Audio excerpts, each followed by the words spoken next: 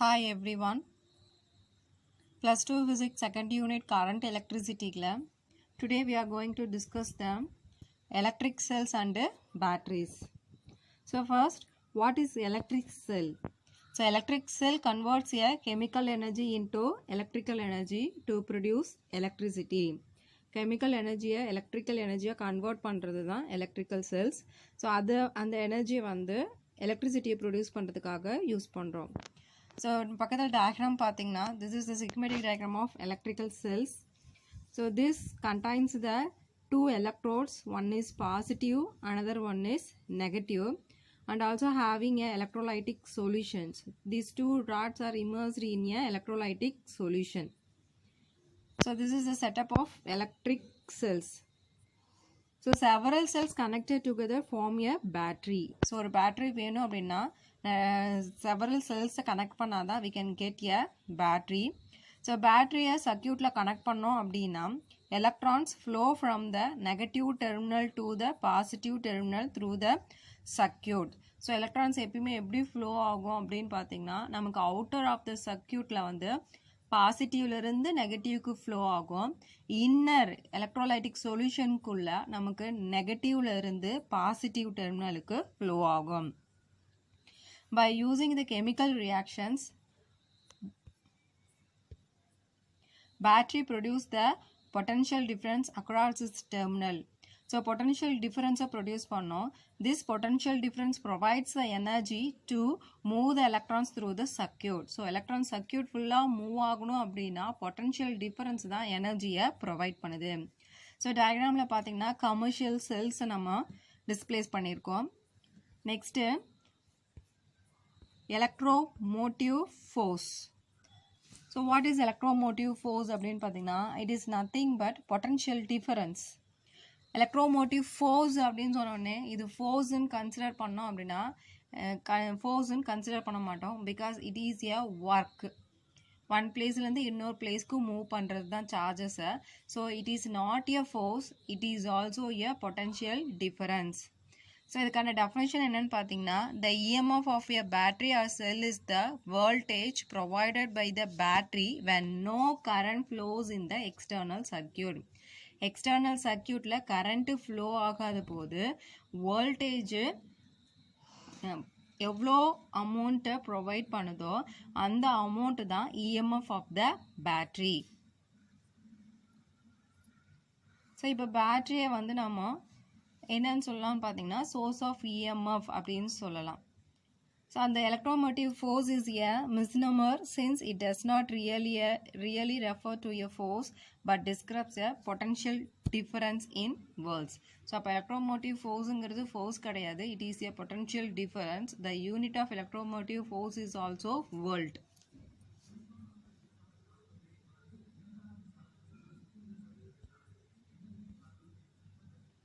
Next, internal resistance. So internal resistance அப்படிங்கிறது பார்த்திங்கன்னா நம்ம ஃபஸ்ட்டு ஒரு பேட்ரி கன்சிடர் பண்ணுறோம். ஸோ பேட்ரினாவே it is made up of electrodes and electrolyte. So அப்போது அங்கே இருக்கக்கூடிய எலக்ட்ரோலைட்டிக் சொல்யூஷன்ஸ் வந்து என்ன ஆகுன்னு பார்த்தீங்கன்னா it offer a resistance to the flow of charges within the battery. அந்த எலக்ட்ரோலைட்டிக் சொல்யூஷன்ஸ் வந்து எலக்ட்ரான்ஸ் மூவ் பண்ணுறதுக்கு ரெசிஸ்டன்ஸை ஆஃபர் பண்ணோம். அந்த ரெசிஸ்டன்ஸை தான் நம்ம என்ன சொல்லணும்னா இன்டர்னல் ரெசிஸ்டன்ஸ் ஸ்மால் ஆர் அப்படின்னு மென்ஷன் பண்ணுவோம். ஒரு ரியல் பேட்டரியாக இருந்தது அப்படின்னா இந்த terminal voltage is not equal to the EMF of the battery. Ideal பேட்டரியாக இருந்தது அப்படின்னா நமக்கு நோ இன்டர்னல் ரெசிஸ்டன்ஸ். ஸோ அப்போது இஎம்எஃப் ஆஃப் த செல்லும் வோல்டேஜும் ஈக்குவலாக இருக்கும். ஆனால் ரியல் பேட்ரி அப்படிங்கும் போது internal resistance is not equal to 0 அப்படிங்கும் போது நமக்கு இஎம்எஃப் ஆஃப் த செல்லும் வோல்டேஜ் ஆஃப் த செல்லும் ஈக்குவலாக இருக்காது. அப்போ ஒரு ஃப்ரெஷ்ஷாக ப்ரிப்பேர் பண்ணக்கூடிய செல்லுக்கு வந்து இன்டர்னல் ரெசிஸ்டன்ஸ் வேல்யூ லோவாக இருக்கும். ஏஜிங் ஆக ஆக இன்டர்னல் ரெசிஸ்டன்ஸோடைய வேல்யூ இன்க்ரீஸ் ஆகும். Next, determination of internal resistance. How to calculate the internal resistance of the cell அப்படிங்கிறத பார்க்க போகிறோம். So first EMF of the செல்லை வந்து கனெக்ட் பண்ணக்கூடிய செல்லை வந்து measured by connecting a high resistance voltmeter across it without connecting the external resistance R. First diagramல பார்த்தீங்கன்னா ஒரு செல்லை கனெக்ட் பண்ணியிருப்போம். ஈங்கிறது இஎம்எஃப் ஆஃப் த செல், ஆருங்கிறது internal resistance of the cell. இதை கொண்டு வந்து வோல்ட்மீட்டரோட கனெக்ட் பண்ணியிருக்கோம். இங்கே வந்து நம்ம என்ன பண்ணலாம், எக்ஸ்டர்னல் ரெசிஸ்டன்ஸை கனெக்ட் பண்ணலை. ஸோ அப்போது நமக்கு என்ன ஆகுன்னு பார்த்தீங்கன்னா வோல்ட்மீட்டரில் வெரி ஃபியூ கரண்ட் வந்து ஃப்ளோ ஆகும். ஸோ அப்போ வோல்ட்மீட்டரில் டிஃப்ளெக்ஷன்ஸ் ப்ரொடியூஸ் ஆகும். ஸோ இப்போ வந்து நம்ம கன்சிடர் பண்ணக்கூடிய சர்க்யூட் வந்து ஓப்பன் சர்க்யூட்டாக கன்சிடர் பண்ணிக்கலாம். ஓப்பன் சர்க்யூட்டுங்கிறதுனால தான் நமக்கு என்ன ஆகும்னா கரண்ட் வந்து very few amount of current வந்து ஃப்ளோ ஆகுது. ஸோ அப்போ வோல்ட்மீட்டரில் என்ன ரீடிங் கிடைக்குதோ that is the value of the EMF of the cell. Next நம்ம என்ன பண்ணோம்னா இதிலே வந்து ஒரு எக்ஸ்டர்னல் ரெசிஸ்டன்ஸை இன்க்ளூட் பண்ணுறோம் அப்படிங்கும் போது சர்க்யூட் வந்து க்ளோஸ்டு சர்க்யூட்டாக சேஞ்ச் ஆகும். ஸோ அப்போது கரண்ட் ஐங்கிற கரண்ட் வந்து சர்க்யூட்டில் எஸ்டாப்ளிஷ்ட் ஆகும். அப்போ potential difference across the resistor R is equal to the potential difference across the cell V. So அப்போ ரெசிஸ்டன்ஸுக்கு அக்ராஸாக ப்ரொடியூஸ் ஆகக்கூடிய வோல்டேஜும் வோல்டேஜில் ப்ரொடியூஸ் ஆக வோல்ட்மீட்டருக்கு பிட்வீன் அக்ராஸில் ப்ரொடியூஸ் ஆகக்கூடிய வோல்டேஜும் ஈக்குவலாக இருக்கும். அப்போ potential drop across the resistor using the Ohm's law V is equal to IR.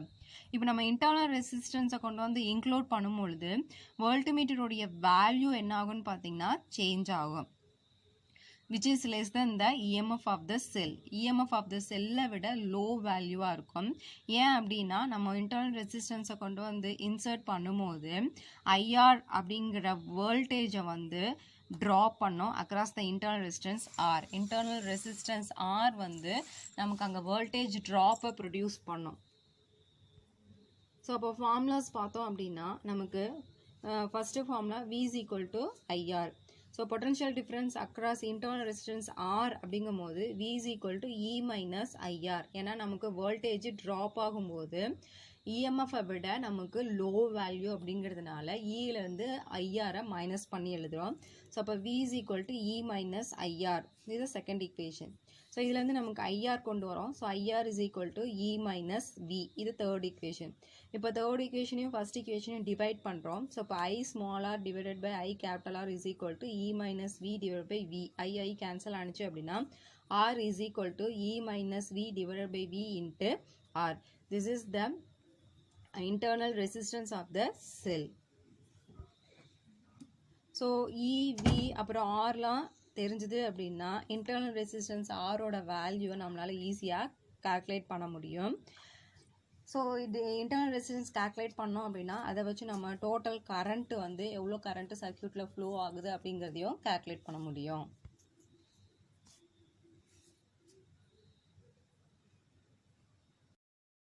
Hi everyone, today we can discuss the cells in series. So in the last classes இல்ல last lessons, first lesson, second lessonsல நம்ம capacitor resistors combinations வந்து serial parallelல discuss பண்ணிருப்போம். So இங்கே வந்து நம்ம என்ன பண்ண போகிறோம், செல்ஸ் வந்து சீரியஸ் காம்பினேஷனில் இருந்தால் அதோடைய ரிசல்டன்ட் வேல்யூ என்ன அப்படிங்கிறத டிஸ்கஸ் பண்ண போகிறோம். ஸோ ஃபர்ஸ்ட் நம்ம என்ன பண்ண போகிறோம்னா several cells. Here we can take a 3 cells. So 3 cells combine to form a battery. So நம்ம என்ன பண்ணிருக்கோம்னா 3 செல்ஸையும் சீரீஸாக கனெக்ட் பண்ணியிருக்கோம். இந்த சீரீஸ் கனெக்ஷனில் ஃபர்ஸ்ட் செல்லோடைய நெகட்டிவ் டெர்மினல் செகண்ட் செல்லோட பாசிட்டிவ் டெர்மினலோடையும் செகண்ட் செல்லோட நெகட்டிவ் டெர்மினல் தேர்ட் செல்லோடைய பாசிட்டிவ் டெர்மினலையும் கனெக்ட் பண்ணியிருக்கோம். ஸோ அப்போ ஃபர்ஸ்ட் செல்லுடைய பாசிட்டிவ் டெர்மினலும் தேர்ட் செல்லுடைய நெகட்டிவ் டெர்மினல் சேர்ந்து தான் நமக்கு பேட்டரியோடைய பாசிட்டிவ் நெகட்டிவ் டெர்மினலாக நமக்கு ஃபார்ம் பண்ணுவோம். ஓகேங்களா? சப்போஸ் இப்போ நம்ம இங்கே 3 செல்ஸ்க்கு பதிலாக n செல்ஸ் கம்பைன் பண்ணியிருக்கோம் அப்படின்னு வச்சுக்கிட்டோம் அப்படின்னு பார்த்தீங்கன்னா so E is the EMF of the cell.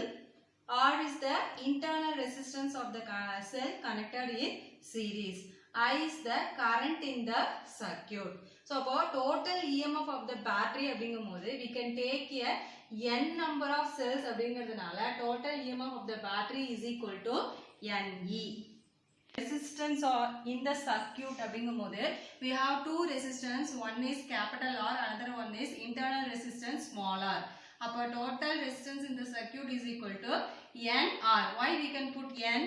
n number of cells we can take, so we can put NR plus capital R. So நம்ம Ohm's law use பண்ண போறோம். According to Ohm's law, current I is equal to total EMF divided by total resistance. So total EMF வந்து NE divided by total resistance ஓட value NR plus capital R. This is the formula for current. So இங்க cases வந்து two cases discuss பண்ண போறோம். R is less than R, first case. R is greater than R. Internal resistance உடைய values change பண்ணா என்ன ஆகும் அப்படிங்கறத discuss பண்ண போறோம். So first caseல நமக்கு வந்து internal resistance விட resistance வந்து greater இருக்கிற மாதிரி consider பண்ண போறோம். So அப்ப என்ன பண்றோம், small r அதாவது internal resistance neglect பண்ணிரோம். So அப்போ இங்க என்ன ஆகும், இந்த NR வந்து neglect பண்ணிட்டோம் அப்படினா I is equal to NE divided by capital R. Here I1, this is the single cell current. So I1 is equal to, we know the formula V by R. Here V is the EMF. So E by R. So appo E by R instead of we can put I1. So what is the meaning? So current supplied by the battery is N times the supplied by a single cell. So அப்போ ஒரு பேட்டரியோடைய current அப்படிங்கிறது எத்தனை பேட்டரியை connect பண்ணணுமோ அத்தனை பேட்டரியோடைய multiplication வந்து ஒரு single செல்லோடைய மல்டிப்ளிகேஷனா form ஆகும் அப்படின்னு சொல்றாங்க. So I is approximately equal to NI1. Next case B, if R is greater than R, அப்போ internal resistance உடைய value high-ஆ இருக்கும். அப்போ resistance நம்ம neglect பண்ணிட்டோம் அப்படின்னா formula என்ன வரும், I is equal to NE divided by N R.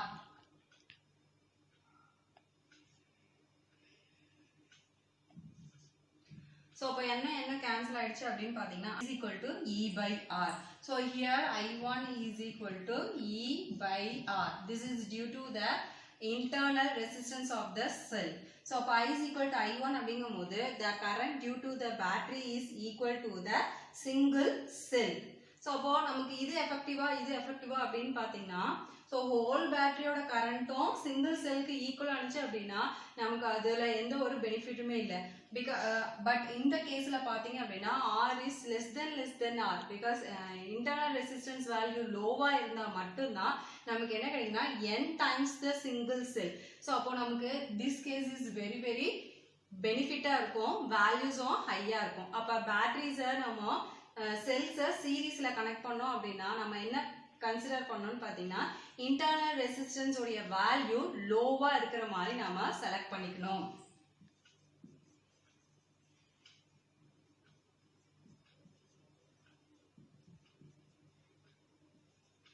Internal resistance value வந்து லோவா தான் நம்ம என்ன பண்ணோம் கன்சிடர் பண்ணிக்கணும். ஸோ அந்த மாதிரி தான் செட் பண்ணிக்கிட்டோம் அப்படின்னா நமக்கு வந்து எஃபெக்டிவ் வேல்யூஸ் கிடைக்கும். Next cells in parallel. So parallel combination la pathina positive terminal of the all the cell is connected to point A, the negative terminal of the all the cells are connected to point B. So AB is the positive and negative terminal of the battery. So n cells are connected in parallel between A and B points. A resistance R is also connected between the points A and B. I is the current flow in the circuit. So first parallel combinations அப்படிங்கும்போது we can calculate the equivalent internal resistance of the battery. அப்போ நமக்கு parallel combinationல resistance அப்படினாவே என்ன formula, 1 by R is equal to 1 by R1 plus 1 by R2 plus 1 by R3. So இங்க வந்து நமக்கு என்னது internal resistanceல mention பண்றதுனால 1 divided by R equivalent is equal to 1 by R plus 1 by R plus etc plus n by R. We can add the n number of cells அப்படிங்கிறதுனால n divided by R. So இதுல இருந்து எனக்கு R equivalent வேணும் அப்படிங்கும்போது R equivalent is equal to இதை ரெசிப்ரோக்கலா எழுதுறோம், அப்ப R by n. Next total potential between A and B is E. Potential changes ஆகாது, சேமா தான் இருக்கும். அதனால நமக்கு total potential ஓட value E. டோட்டல் ரெசிஸ்டன்ஸ் இந்த சர்க்கியூட் அப்படிங்கும்போது இன்டர்னல் ரெசிஸ்டன்ஸையும் ஆட் பண்ணணும். Small r divided by n plus r. So next we can calculate the current in the circuit. So current ku formula I is equal to V by R. So appa E divided by R by N plus R. So idhukku LCM எடுத்தோம் அப்படின்னா R plus NR divided by N. இந்த N மேல வந்தது அப்படின்னா I is equal to NE divided by R plus NR. So இதுதான் total current. இங்கே வந்து 2 cases discuss பண்ண போறோம். So first case R is greater than R. So case A, if R is greater than R, அப்போ internal resistance value high இருக்கு அப்படிங்கும்போது we can neglect the resistance, external resistance. So அப்போ formula substitute பண்ணா என்ன ஆகும்? small r, capital R வந்து neglect பண்ணிரும். அப்போ NE by R. So அப்போ E by R we can write I1. So I is equal to NI1. So அப்போ current through the external resistance due to whole battery is N times the current due to a single cell. அப்போ batteryல இருக்கக்கூடிய current ஓட value வந்து N times the single cell. So next case B, if R is less than R. So அப்போ external resistance வந்து high ஆகும், internal resistance low value அப்படிங்கும்போது we can neglect the internal resistance smaller. அப்போ formula substitute பண்ணோம்னா என்ன ஆகும்? NE divided by NR. அப்போ NE cancel ஆகிடும். அப்போ E by R. So E by R is equal to I1. So அப்போ I is equal to I1. Current due to the battery is same as that a single cell.